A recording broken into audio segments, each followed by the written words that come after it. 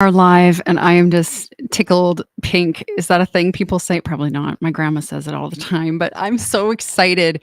Today we have Cari Cole. If you don't know Cari, you know Cari. Let's just go there. She's fabulous. She's also goes by Mama Lion. I'm going to tell you a bit about Cari. We're going to bring her on and chat everything voice, from vocal coaching to artist development to, that it factor. What is it that makes a superstar? She's got the answers, and we're going to ask all your burning questions. So thank you so much for joining the Voxsana podcast today. If you have any questions, you can certainly pop them in the chat, and I will watch and monitor and be my own producer. I'm getting better at that. And we'll make sure we ask the lovely Miss Cole. So here is her very official bio. I will read you. We will bring her on and we will rock and roll.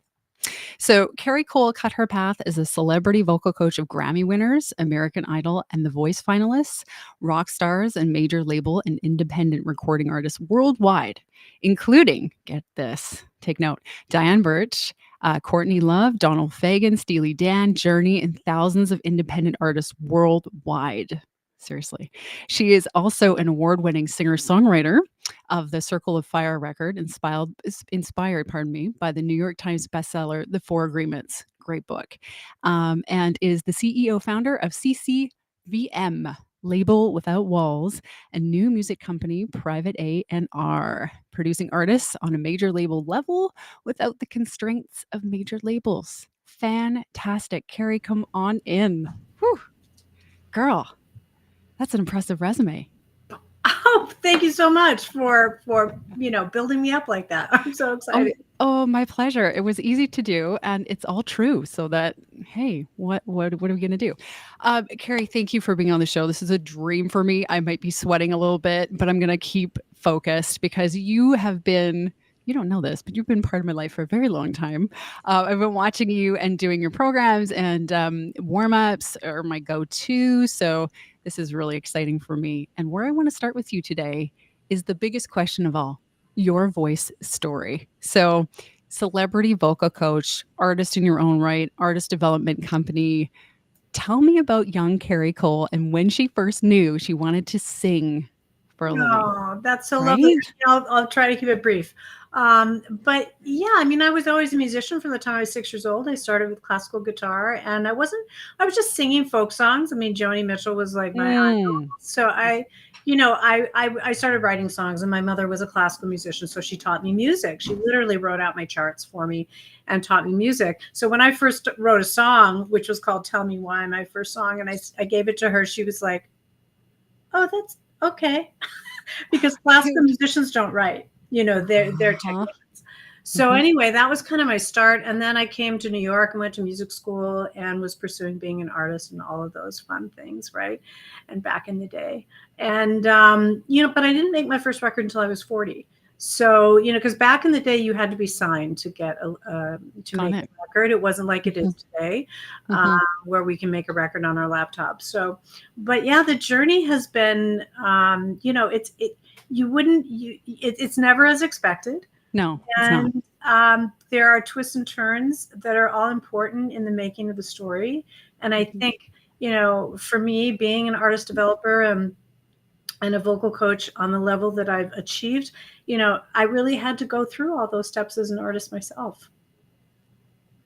Yeah, I often find the twists and turns are the most interesting parts because it's just like life wants to point you into the thing that you're designed for, right? If you buy into design for, which I kind of do. I feel like life gives us little hints, and you've just said that too. So I knew we'd be kindred spirits. I just knew it.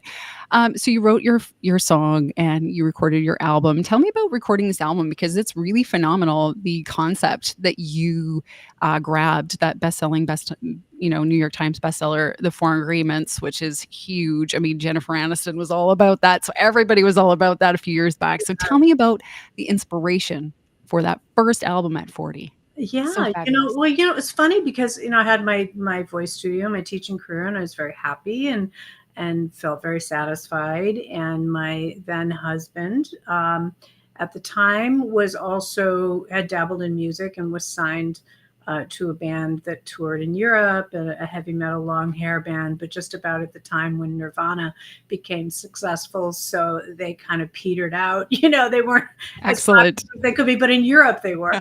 But anyway, and so he had some experience, and he had produced some records, and he was really the one who encouraged me. He said, "You need to do a record," and I was like, "You're crazy. I'm not going back into the business at this point," because at that point, 38, I'm ancient. So at that point, 38 God. was a time when it wasn't, you kind of like, by the time you were 40, like if you hadn't made it, you probably weren't going to be pursuing. Again, it's not like today. Today, all of that, you can do whatever you want at any age now, which is fantastic and fabulous.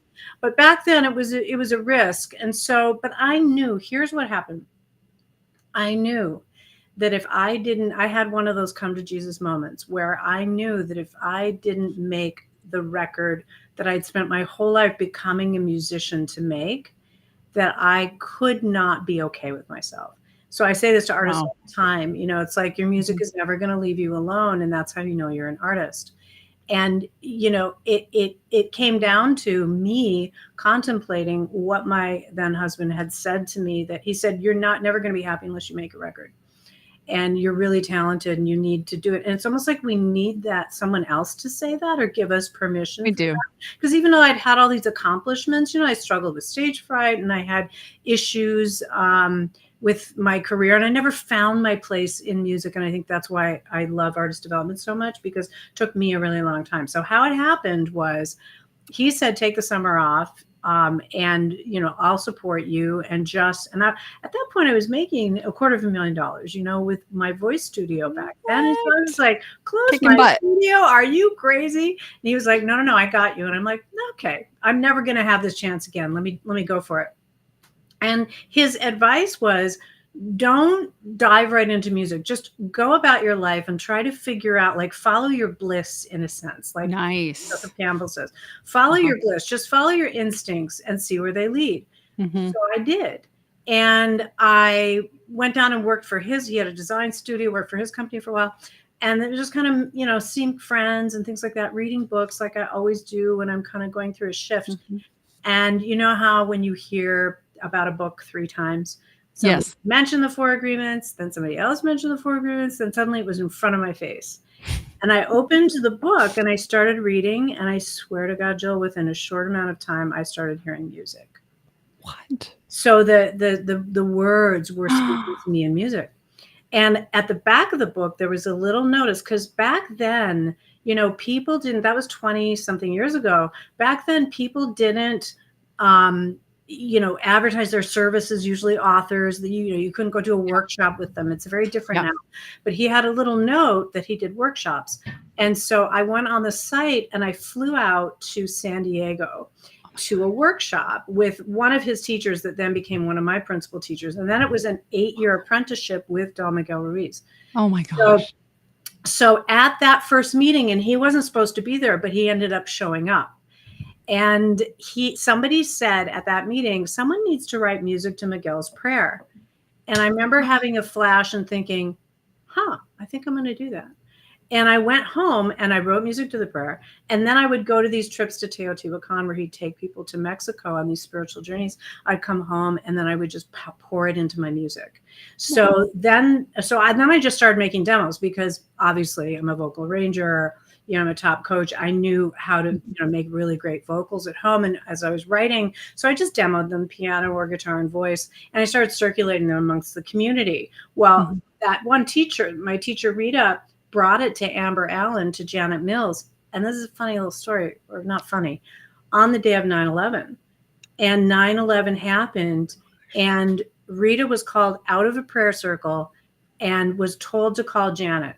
She called Janet, and Janet said, it was a crazy day. So it was like, okay. And Janet, called her back the next day and said, "What?" And she said, "I want you to hear Cari Cole. This music needs to get out to the world."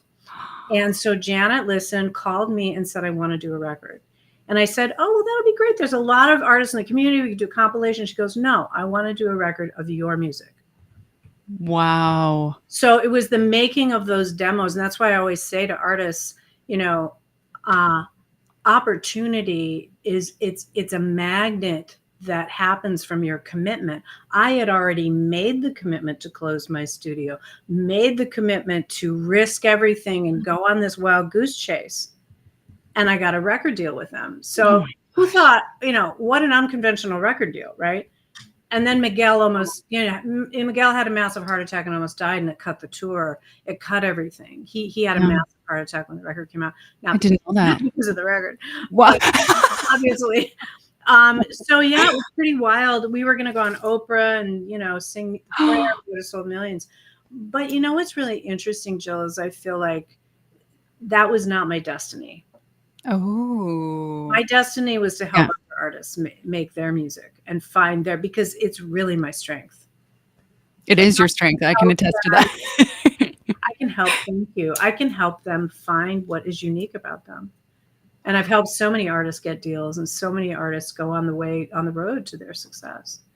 So it's interesting. Fabulous. It's fabulous that you made that distinction, because I know for a lot of us in music, we think we have to be artists and that's what we have to do because we were called as young kids to do music, and what else is there? But I love that you said, this is my calling, is to help other artists, and I know I can see what's special about them. So let's go there. What is this it factor? What is it that you can just pinpoint in someone and go, I get you, I see you? Yeah. That's a beautiful question. It's $1 million question. I know. I have an answer though, but it is $1 million question, and I'm sure there's many answers to it. I mean, from my perspective, you know how when we look in a mirror, we really, when we look at our face, we really only see a one-dimensional image coming back at us. Like, we don't see ourselves in 3-dimension. And I use that, we can see our hand in 3-dimension. I can see my foot, my chest, my body. I can't see my face. Mm-hmm. I think that there's something interesting about that we were designed that way, and that we need each other, that each other are a reflection, right? Mm-hmm. And we can get mirroring from each other. And I think as an artist, or my experience as an artist, and when I got signed and wrote the songs, and I wrote maybe a catalog of like 25, 30 songs, and we chose 10. In that process, we went through a voting process, which I use at my label services company, because it really reveals the songs in an interesting way. And so, because the artist doesn't, this is long-winded, but it's great. Keep going. Well, yep. The artist doesn't always pick the best ones, or know, even though we think we do, because the artist is so attentive to their craft and so attentive to what they're doing. And that's part of the motivation of creating it. But even when we voted on those songs, my favorites were not the top songs. And you can see the numbers on Spotify correlate to the choices made by that group that voted. Wow. So we take usually at my label, we take a wide variety of artists or voters from the fans, the family, and then professionals. So we get a wide array of tastes and that kind of thing. And sometimes, people like the songs that are more about what they're going through at the moment, yes. Or, musician might like particular melody, or something like that. There's all kinds of factors. It's not a perfect science. But my point is, in trying to find your artist identity, it's very hard to see yourself. Yes.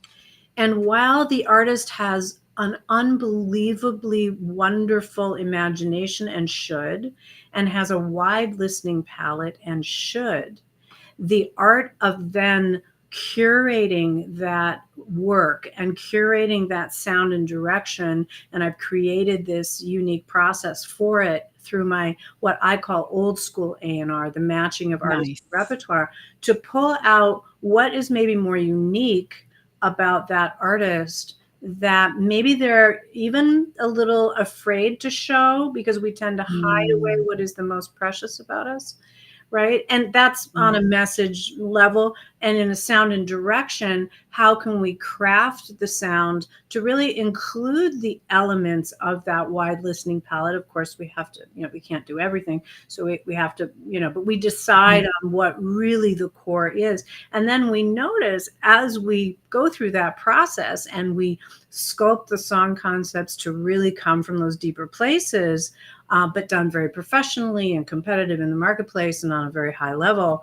When we do that, I mean, one of our artists just won second place in one of the biggest song contests out there, you know? Oh, wow. And that Congrats. happens over and over and over again, like not just once or twice. Like one Yeah. of our artists placed in the UK. She came out of our signature songwriting circle, wrote with our team. It's just a 3-month program, came out of it, released one of the songs that she wrote in there, and it got in the UK British R&B charts in top 3. I Oh mean, my gosh. one after another, after another, after another, because Yeah. of that process. Because what's missing today is the process.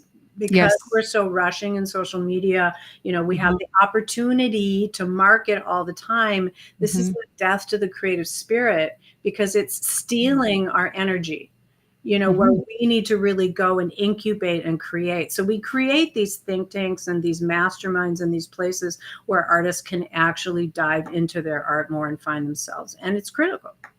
Yeah, Oh, I think Maggie Rogers spoke to it many years ago. Before the pandemic, she was actually talking about it. We happened to be talking about it at the same time. We were talking about quality versus quantity. yes. Said, you know, I'd rather, my friends who are artists, I would rather that they spend 2 years, you know, diving into the deep end and making a record and come out with a body of work that I can sink my teeth into.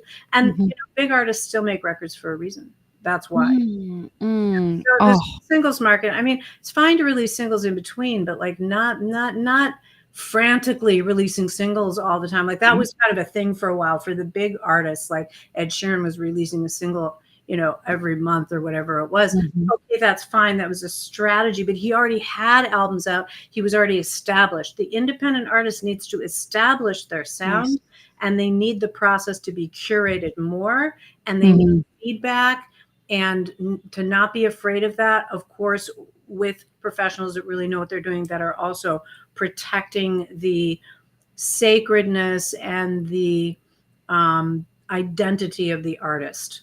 You know, not the typical music industry label process where they slap a brand on top of you, like they did with Katy Perry with the song I Kissed a Girl and I Liked It. right. She signed 3 times and dropped, so she was desperate because she gave herself no plan B. And so this opportunity, I don't mean to be disrespectful in saying desperate, but I'm painting the picture of like, You are. when Yeah. you dropped, it's like, oh my God, is this going to happen? Have I made a mistake? Right. And then when the opportunity with Interscope Records came up with, they had the song I Kissed a Girl and I Liked It. Now she's a really great songwriter, but they had the song.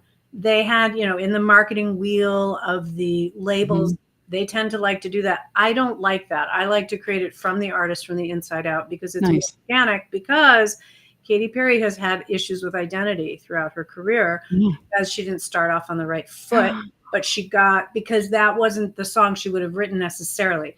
But still, it, you know, it happened, and that's how it happened. But, and you can turn an artist's career at any time with this process to get deeper into it. But it's a fascinating subject. Obviously, I could talk about it for days. Obviously, I want you to talk about it forever, because it's the $1,000,000 question, right? But I'm hearing you say that it's important, if you've not launched yet, to really marinate in who you are as an artist, have a team around you reflecting back what they're seeing from you, not what they want you to be doing. And would you recommend releasing an album in that case as opposed to singles? I think that's what I'm kind of hearing you say, is that maybe if this is your first launch into music, an album might be more your speed to get that sound. Okay. I can see why you're saying that from what I've said that, and people always think that.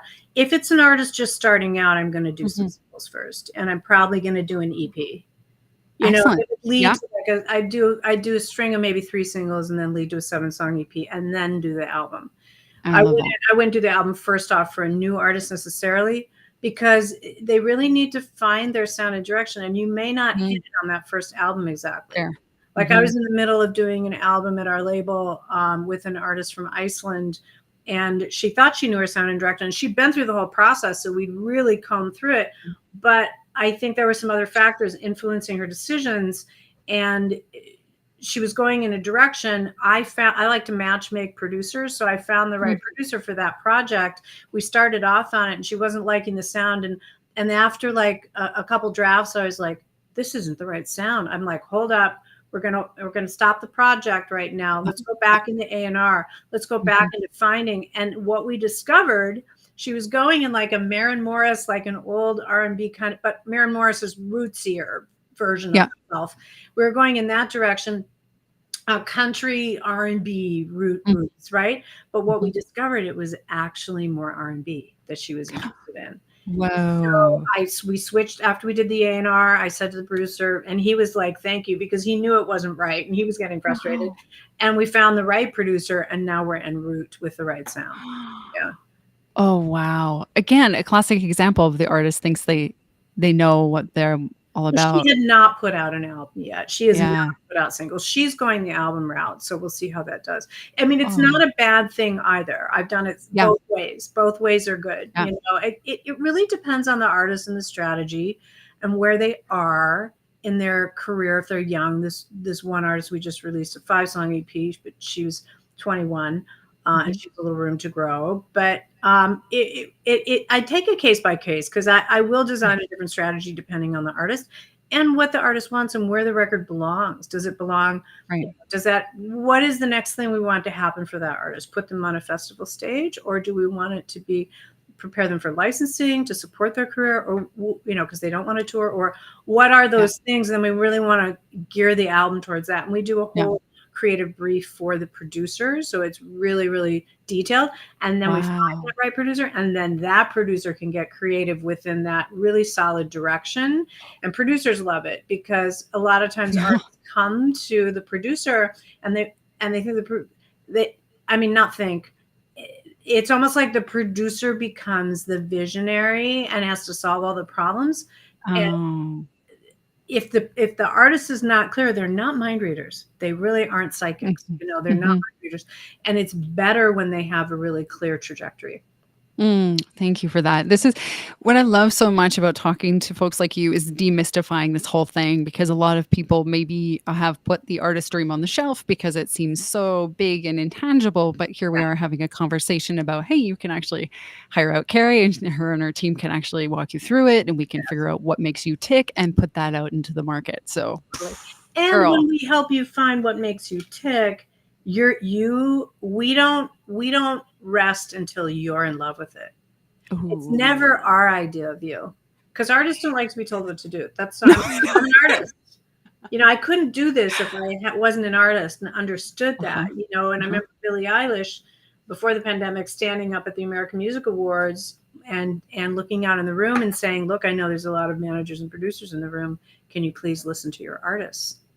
Okay. However, important caveat or important note, when you listen, in all due respect, they're both amazing. When you Mhm. listen to Phineas's other productions, because what happens is, Billy and Phineas became successful, majorly successful, and then Phineas, all these girls line up because they want, Yeah. that's best that Billy had, and Phineas is producing all these girls. Same with Mark Mhm. Ronson, same thing happened. But if you go and listen, there wasn't enough, and again, all due respect, because Phineas is an amazing producer. Totally. It's not Mhm. about that. It's about the curated process, Ooh. because there was no unique identity in those other girls. And Billy had a unique identity that had been fostered by her parents, and she knew how to insist upon it Yeah. and really knew where she was going. And there was magic with the two of them. And I'm sure Phineas encouraged that and helped that. But there Mhm. needed to be more process, and it's critical. It's not Mm. about being a copycat.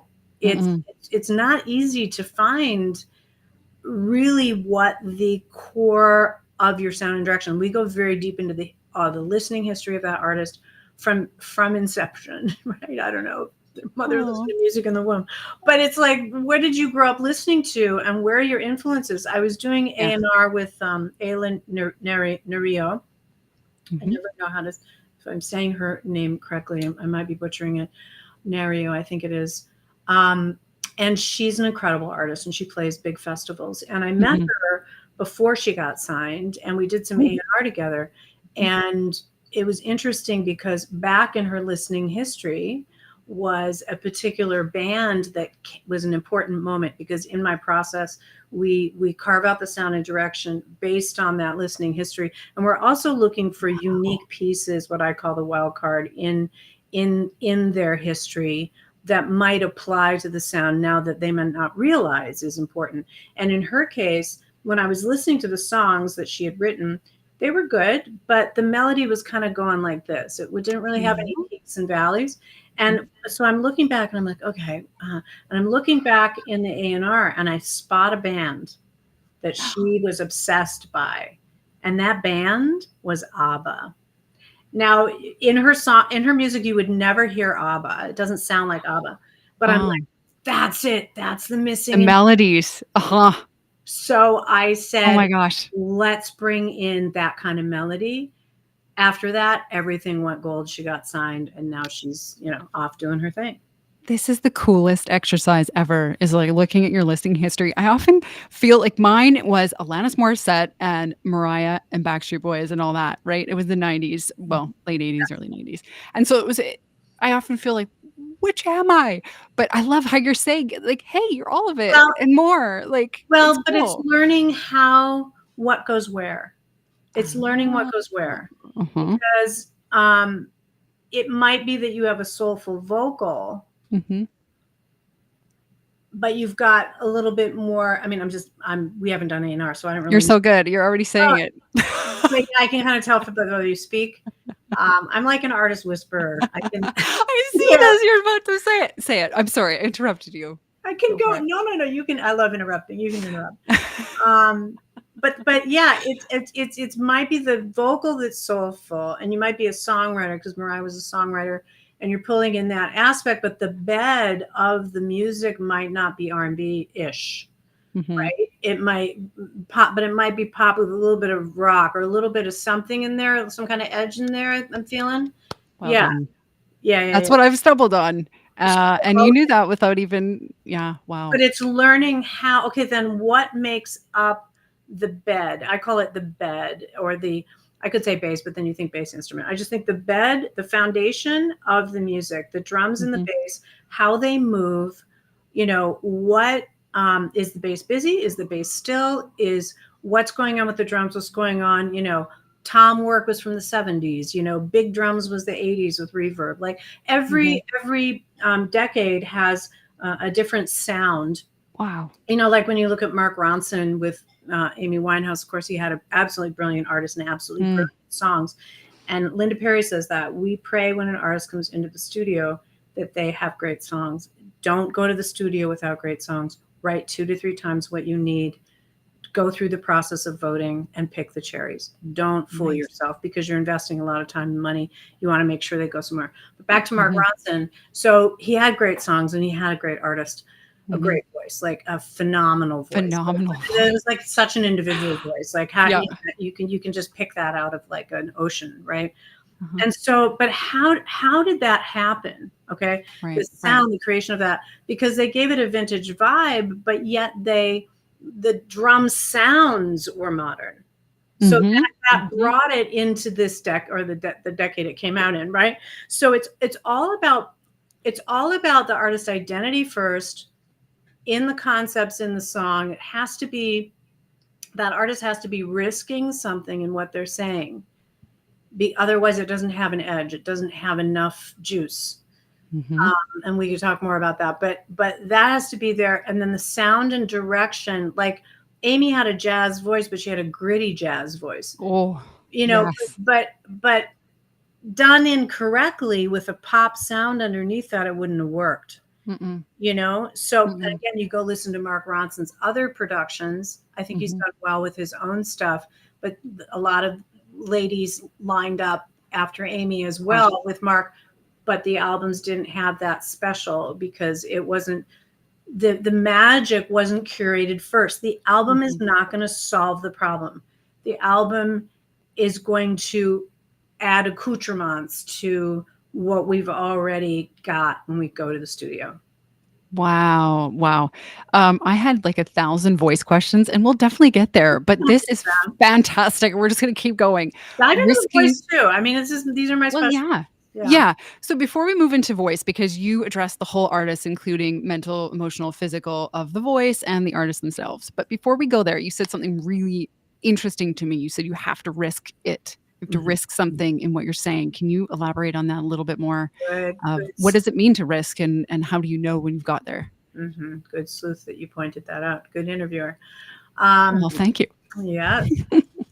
That is the other $1,000,000 question. And Uh-huh. I think, for example, Amy's record, you know, she says, I write the truth and nothing but the truth. Why would I write anything but the truth? Because she was raw and she Mhm. needed to write the truth. She needed to get it out because it was like an itch she couldn't scratch, right?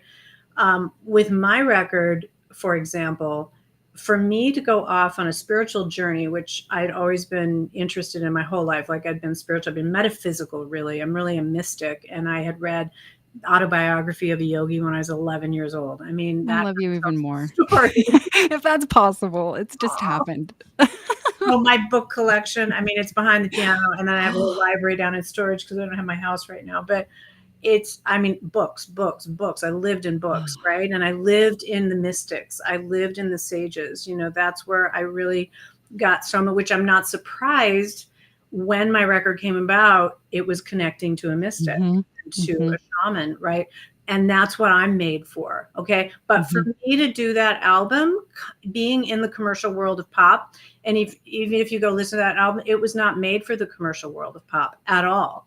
That Mhm. record was made for the readers of the Four Agreements. I knew there were Mhm. 3 million readers at that point. Wow. So there was that strategy in the back of my brain. Mhm. I'm like, if I'm going to do a record, I don't want to do it with no audience. You know, I want to have an audience. And, Mhm. but it was a perfect fit. But even like right before I released that record, I was very nervous because I felt like, oh, people are going to then put me in this category, like I'm New Age or I'm Christian or I'm this or that. None of which I am. I'm a mystic. You know, I don't belong Mhm. to any religion. And, Mhm. but so it was a risk for me.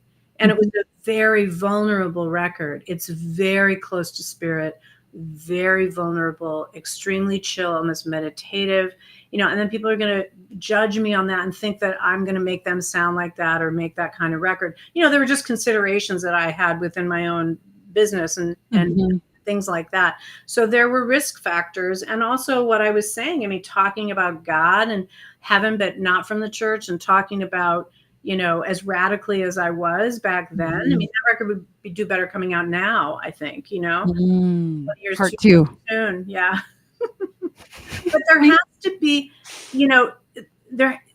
Okay, another example of that risk thing is Marvin Gaye. So Marvin Gaye, Mm.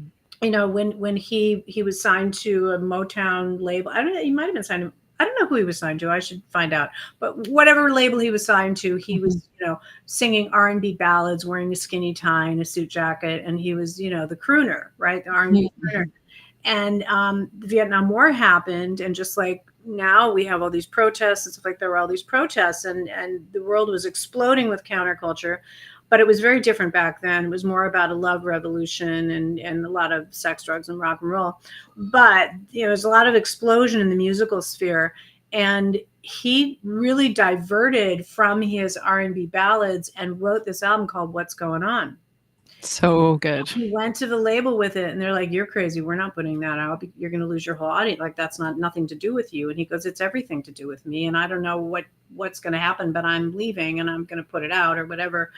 And he did, and that was his ticket to fame because Mhm. he was being his authentic self. Right. Now, it's tricky because being your authentic self still needs curation, Ooh, nice. especially in today, Yeah. because with 1,000 songs being uploaded, or no, I don't know we hear 100,000 songs, a million songs. We hear all these different numbers. I think it's 100,000 that are uploaded to Spotify every day. We have an oversaturation of artists in the marketplace. Even now, it's even more important to Mm. curate because you want that thing, whatever that is that you're going to release, to be so aligned with you and not what everybody else is doing now. Mhm. Mhm. And you also need the right marketing plan behind it. You Mhm. need a lot of things in place. Mhm. But Mhm. the first thing you need at the core is the music and the message and what you are saying. Listen to what Amy Winehouse is saying. She Right. could have had that great voice. Matter of fact, there is another artist right now, Angelina Jordan, who has similar to Amy, maybe a little too similar, and she's doing the bouffant hair. It's like the label's doing it. They're Of making a course. association with Amy, and it's a mistake. It's a Mhm. mistake because We can feel that. it's Mhm. not a mistake initially. They will make money from it, but for Angelina's career, it's a mistake because they're not taking the time to discover who she really is. And Mm. she's an extraordinary artist. They're just making a copycat of Amy because they know Of that course. they can make money. But yeah, it's so it's tricky. It's tricky. Yeah, I hear that. I hear that, and, I'm really hearing that. I mean, we know in our guts if something's not right, but also too, with the Marvin Gaye story, I wonder if it's like a nod to like, "Hey, you're on the right track." If someone who wants to make tons of money goes, "No, we're not putting that out." Yeah, Maybe, it exactly. might be like a, "Keep going, you're doing something different," right? Exactly. Oh, Carrie, you're fabulous. My next question is tied to all this, but it's longevity as an artist. So I'm just watching the Bon Jovi documentary on Disney, and it's freaking phenomenal. But one thing I'm wondering about is aging and the voice, and then all these incredible ways you have brought to the forefront of how to take care of that voice with your Cari Cole vocal methods. So, can you give our listeners an overview of what that means? What does it mean to employ the CCVM? And maybe how it ties to longevity as an artist, because I know that's the number one fear is losing our voices and that's done, Yeah. right? Our career is done. Yeah. So big question, I know, but let's dive in. We got half an hour, No, 20 no. minutes. I love talking about it. I'll be as quick as I can. Yeah, it doesn't have to happen. You don't have to lose your voice. Mhm. No, I mean, I'm not sharing my age anymore. But if you do the math, you can figure out where I am. My voice is just is just absolutely Right? fine. There's nothing. Look at that. If you have good technique, you're not going to lose your voice. People don't stop doing their technique. They stop Mhm. working on their voices, and they're dehydrated. People get very Oh, dehydrated as they get older. yes. And dehydration is not just drinking water; it's also eating foods with a high water content. Mhm. And coconut water and broths and uh, salads, non-cooked foods, raw foods have a high water content. I was vegan and raw for about 4 months, and my esthetician was like, "Are you doing something different? Because your skin's like really hydrated. Are you using different cream?" And I'm like, "No, I'm Wow. not changed. I haven't changed anything." And I was like, "Oh, I am vegan and raw." And she goes, "That's it. That's it." So it Wow. really has to do with how the body is getting nourished because just pounding a bunch of water isn't going to do it either. No. But yeah, people get dehydrated as they get older. That's one of the biggest issues. And then they Mhm. don't have good technique underneath them, or they stop doing Fair. the technique, like Mariah Carey, doesn't work on her technique, Oh, and you can hear the difference, I or know. like Whitney Houston, same thing. Right before she passed, she said to Clive, "I'm going back to training," because it's like being an athlete. If you stop Mhm. doing your drills, what happens? So for some Exactly. reason, with the voice, it's the bane of my existence. It's the thing under my craw that just really gets at me is like people don't train enough. And I'm like, No. with this method, with my method, the cold vocal method, it is a solid method that actually builds to a world-class voice. Singers Mhm. is a starting point. We got to get you doing the masters. It's a Mhm. phenomenal technique based in 40 years of vocal science and over 100 years Mm. of education. And the originator taught only at the Metropolitan Opera. It comes from bel canto. It's a really Love that. solid technique that I then formed into a method over the last couple of years, and Mhm. officially releasing it as a method over the last 2 years. More officially this year because we start a big program in the fall that will actually people that want to teach the method can teach it. But anyway, Carrie, that's awesome. it's all about technique and taking care Yeah. of your voice and understanding Yeah. what the heck you're doing. You don't have to lose your voice. So alongside the technique, talk to me about mindset and physical health and how we talked a little bit about diet and how that affects your physical health, but there's more to it. And you told a wonderful story on a live stream about Diane Birch, Mhm. which I was just blown. Like everything that could possibly go sideways has gone sideways with that woman, and she's back better than ever. So tell me a bit more about what we're looking at: mindset, physical workouts, diet, all that. What's the ultimate? Yeah. Yeah, Yeah, you can actually go and hear my latest webinar on YouTube, which is how to build a world-class voice. perfect. Keys to building a strong and healthy voice, and you'll find it there.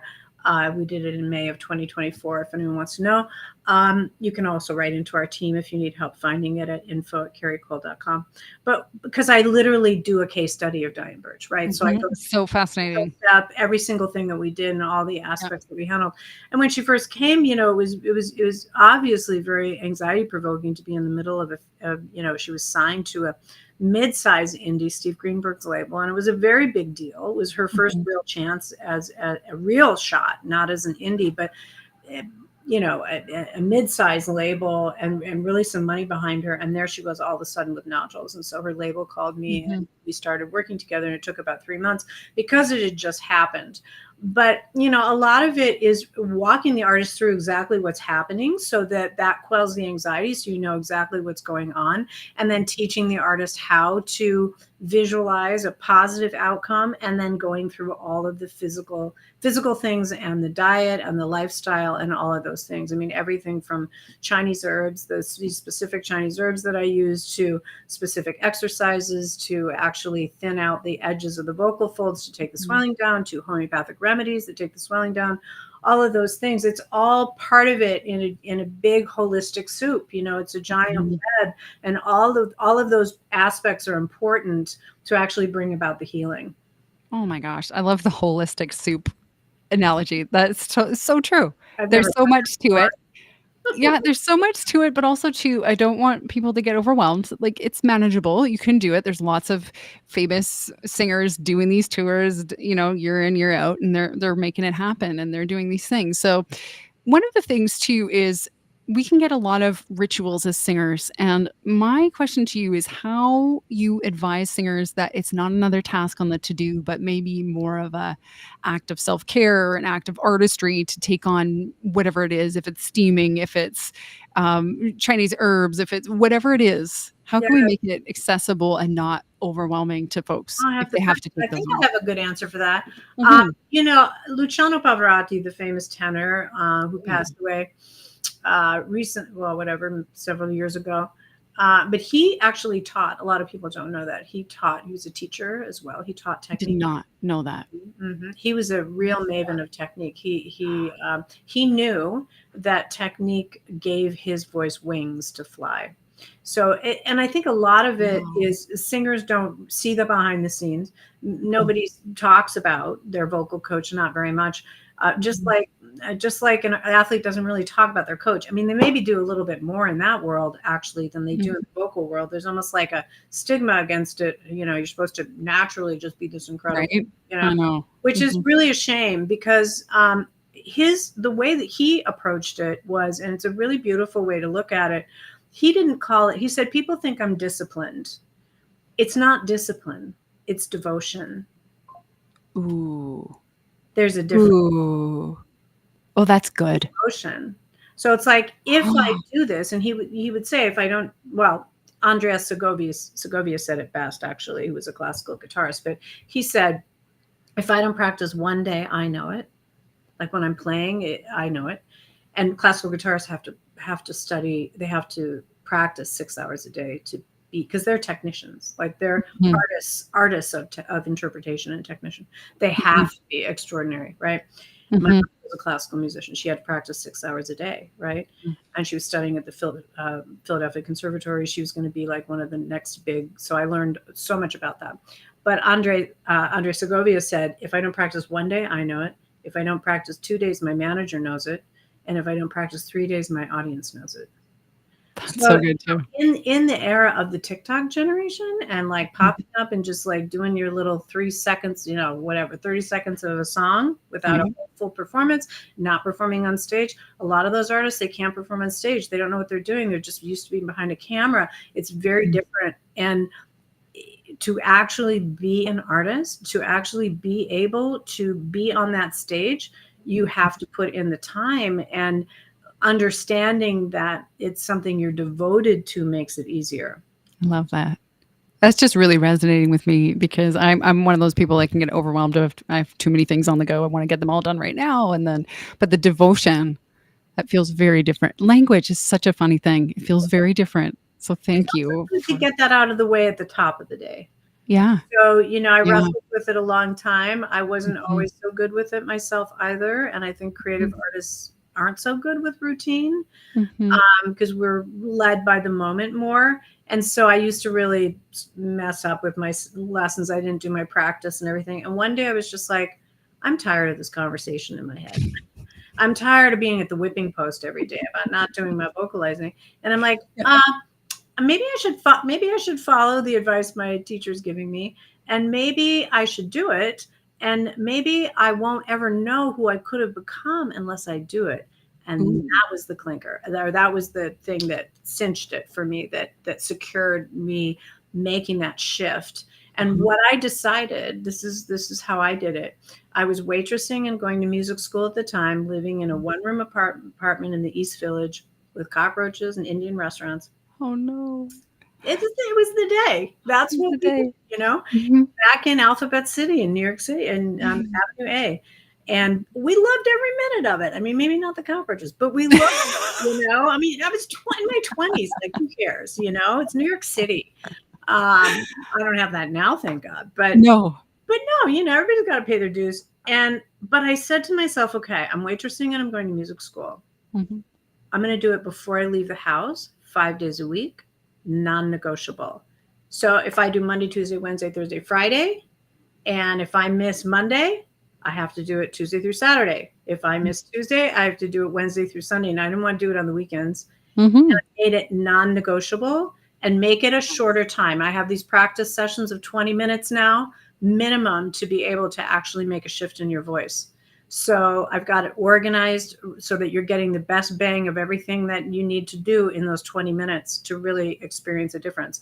Mhm. But do it in the morning like a routine, like you go work out, and then later in the day. And if you start work early, get up early, go to bed early, get up early, get it done. You're patting Mhm. yourself on the back the whole rest of the day. And I'll tell you something, when you make that shift, everything changes.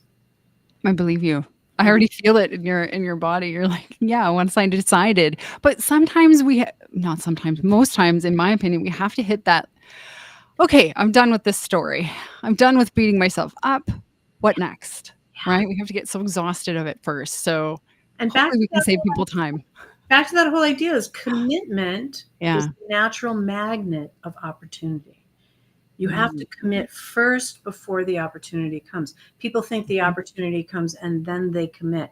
That's why the opportunities never come, because you're not putting your commitment out there in the universe. Just like I closed my voice studio making over $250,000 a year to Yeah. pursue my music. That was a big commitment to the universe. I'm Huge. not surprised I got a record deal, but I actually stuck to it and did the work. When I was writing those songs, Mhm. Jill, I would start at 8 a.m.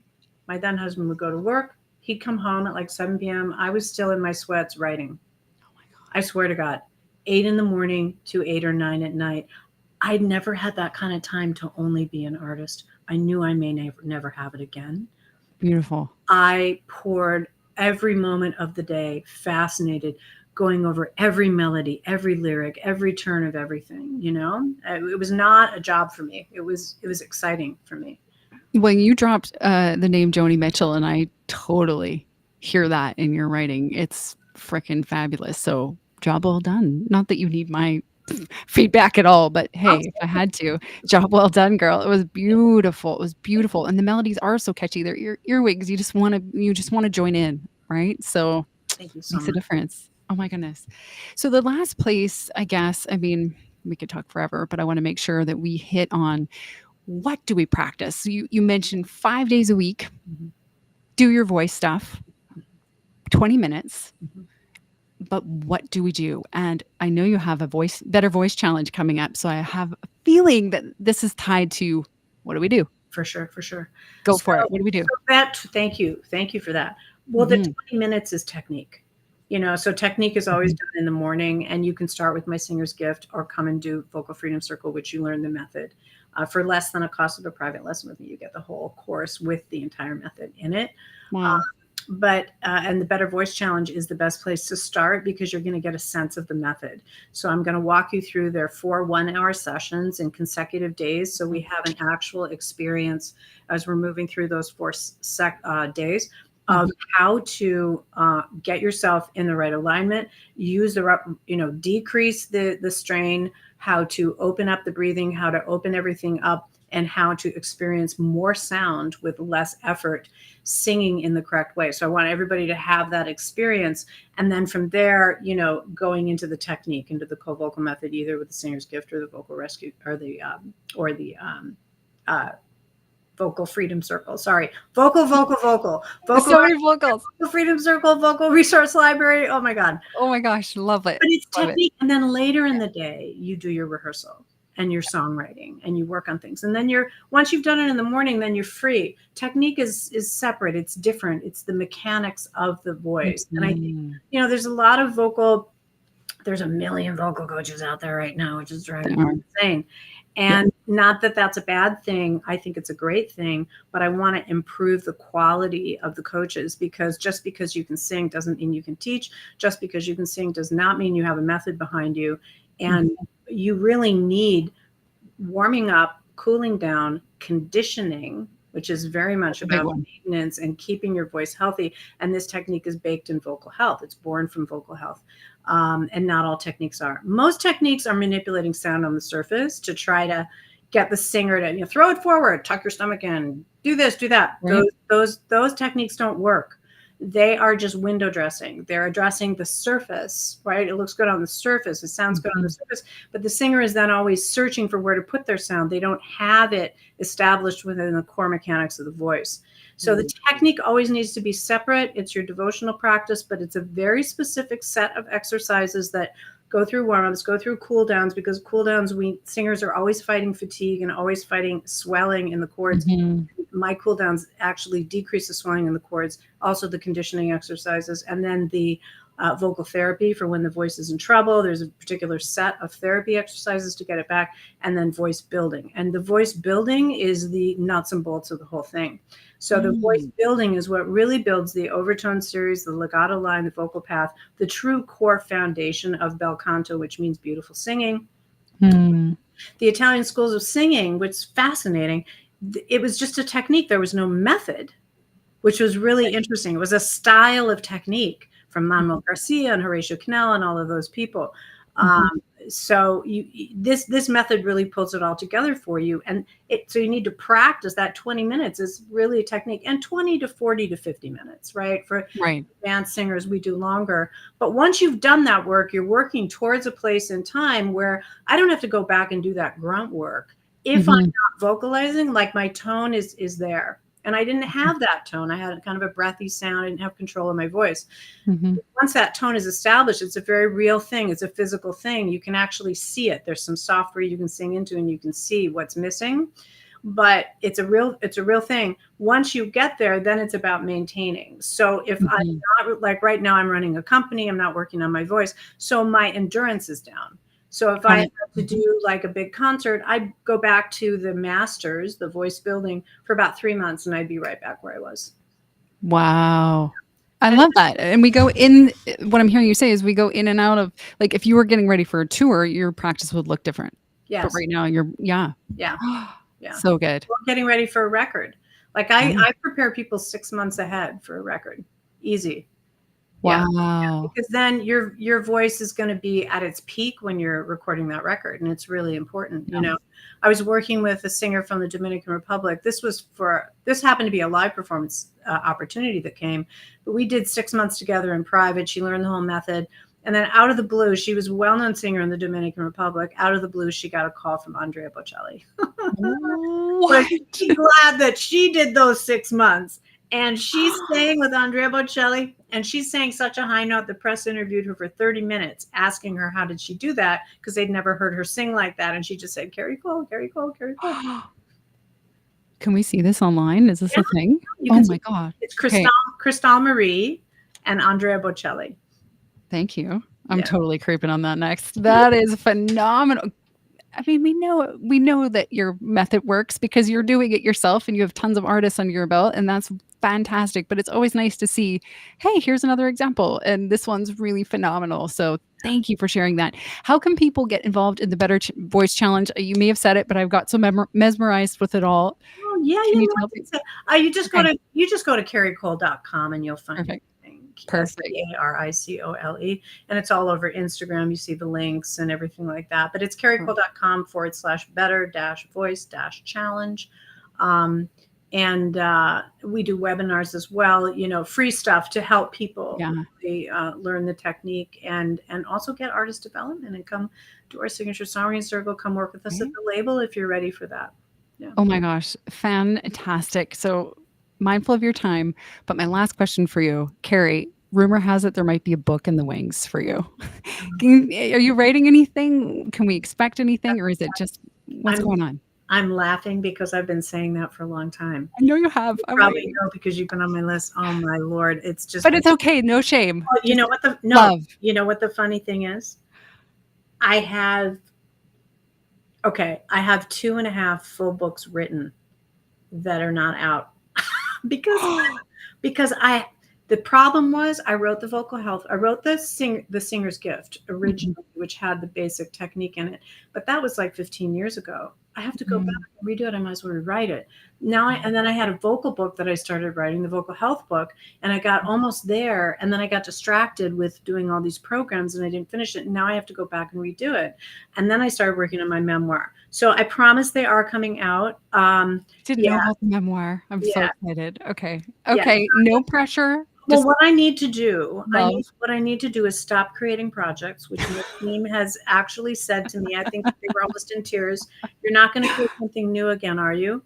It's the creative artist, right? Yeah, Oh, I want to yeah, do that. Oh, I want to do that. I yeah. need to. We're working on getting the vocal thing going, and this certification. We'll swing back to the label and focus on that, and then I'm writing. So I would Awesome. say probably over the next couple of years, we're going to see a bunch of books come out. I'm so pumped, and they come out when they come out. As our conversation is, every artist needs to, like, marinate in that stuff, so including authors. So, thank you so much for your time today, Carrie. It's been fabulous. I could talk to you for another 6 hours, but we're at the hour, so It's I'm okay. gonna let you go about your We'll day. do it again. All right. Yeah, excellent. Okay, cool. I'll reach out. Thanks so much, Carrie. You're welcome. Thanks for having me. Bye. Yay. So I always forget to tell my guests, you're in the wings, Carrie. If you need to go, you can just press the little 3 buttons and go. But if you want to stick around, we can chat after.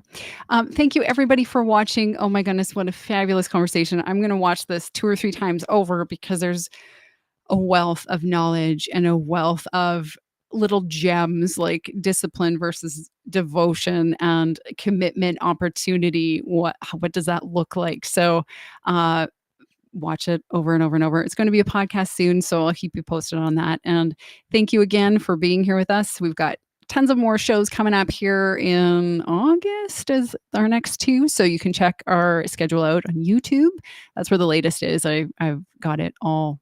You can see it all there. Until next time, use that voice in this world because, hey, we need it, and there's no other like you. I say this every episode, but you have like a unique snowflake of a voice. So if you feel